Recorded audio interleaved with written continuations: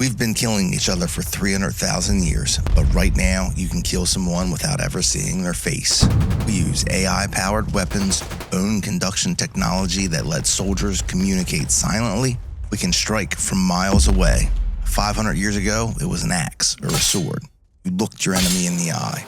Our weapons changed, our brains didn't. Somewhere deep in your brain is a system that doesn't care about morals. It only cares about one thing. You survive. At some point, we became the only species that knew we were going to die. And that fear pushed us towards each other because being in a group meant you lived longer. Humans plan, humans recruit, humans organize. No other species do that. Before language, before religion, before nation, the oldest part of your brain was already running the show. The survival part, the fear part.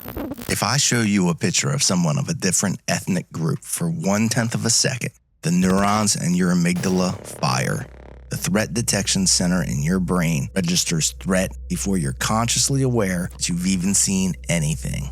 Your brain does this every single day.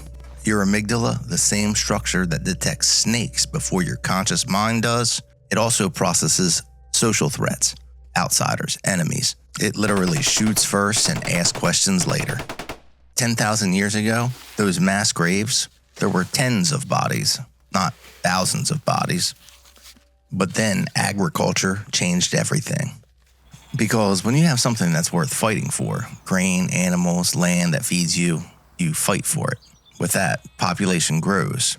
With population growth comes organization. 5,000 years ago is when states formed. States formed armies. States then taxed to fund those armies. Ancient Mesopotamia, constant warfare over water rights and trade routes. Some of the same water that's being fought over right now.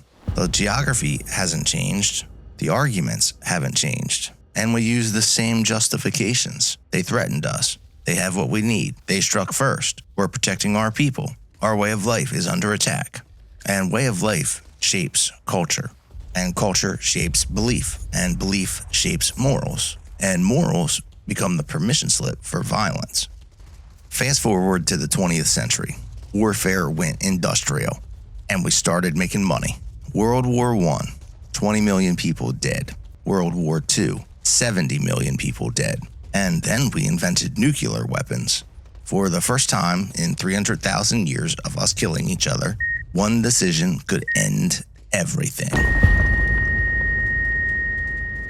The ancient tribes didn't change. Resources, security, dominance. The only thing that changed was how far back you stand. To understand what's happening right now, remember one thing. Everyone thinks they're the good guy. From the US and Israeli perspective, a nuclear Iran just doesn't threaten Israel. It reshapes the entire global power structure. Protests erupt inside Iran in early 2026. The window was open. On February 28th, Operation Epic Fury. Nearly 900 strikes. Khomeini was killed, the supreme leader. And here's what most people in the West don't know. And notice how your brain reacts when I tell you this. In 1953, the United States overthrew Iran's democratically elected government. Not a dictatorship, a democracy. We removed it. Installed a puppet who served the Western oil interest. Iran has never forgotten. Every American action since then, from their perspective, is a continuation of that. On the day of the strikes, peace negotiations were actively underway, and one of the missiles hit a girls' school. 170 girls, ages 8 to 12, gone forever. Both sides have a story. Both sides contain real facts. Both sides believe they are protecting their people. Neither one thinks they're the villain. So what are we watching? The same thing we've always watched. Ancient tribes fought over hunting grounds. Modern states fight over oil and shipping lanes. The Straits of Hormuz, that's where 20% of the world's oil goes through. We're just using AI to fight now and not sticks and stones. The psychological profile of a general ordering an airstrike and a prehistoric human raiding a rival tribe are nearly identical. The same psychology that kept early humans alive. Group cohesion, threat detection, the willingness to kill for your people. Weapons changed, your brain stayed the same. But maybe, just maybe, there's another shift coming. We went from grunting at each other across the fire to writing poetry, from cave paintings to the Sistine Chapel, from stone axes to splitting atoms.